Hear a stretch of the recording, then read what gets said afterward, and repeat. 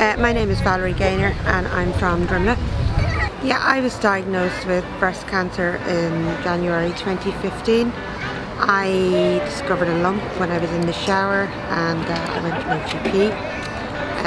I was sent to James's breast clinic. That was quite scary because the appointment came through very quick. They rang me.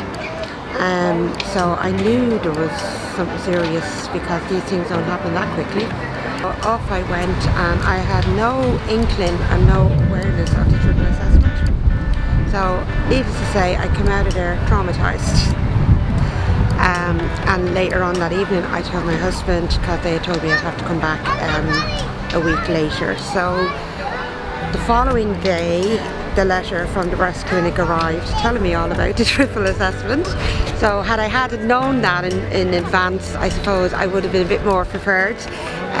So I went back a week later to be told I had breast cancer. So I had lobular breast cancer in my left breast, and they found cancer in my right breast as well.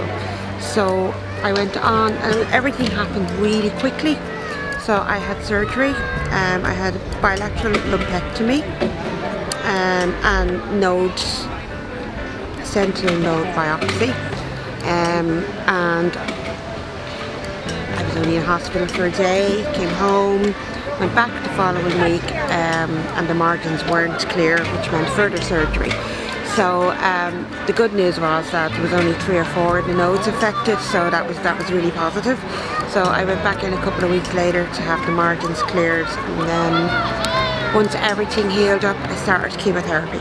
And once that was completed, I was started on tamoxifen straight away.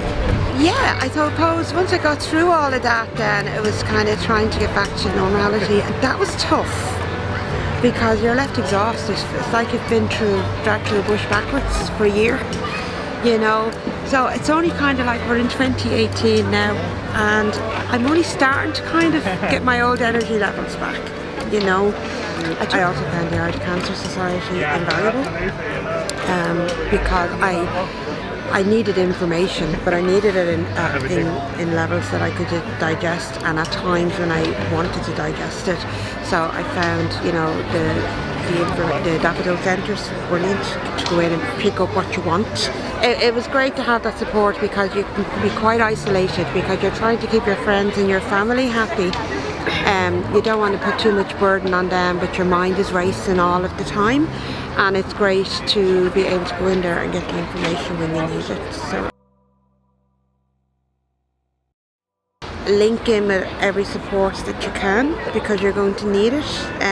Family won't understand what you're going through. They will be there for you, but you need to, you know, there's great support out there. You need to just go reach out for it. Most local areas have local cancer support areas. The Daffodil Centre, I found a nurse in the Daffodil Centre really good to talk to, just to go in and have a chat, and to allay some fears as well and give some advice. Sometimes when you get your diagnosis, everything's very clinical. You need something human. You need a human person to talk to actually talk about practical things. So that's where I found the nurse in the Daffodil Centre, because it wasn't on an appointment. So you weren't being allocated your 15-minute slot. It took us, I was there for over an hour chatting to the nurse, and it was nearly like a therapy session. But I came out of it feeling much better about myself and feeling much better about the future. Since my diagnosis, some friends of mine have gone on to have diagnosis, and I've been able to kind of help and support them and put their fears at rest, you know, because I've been through it, and I can, you know, answer the questions quite specifically. Even though every diagnosis is different, I can still give them a little bit of my experience. So yeah.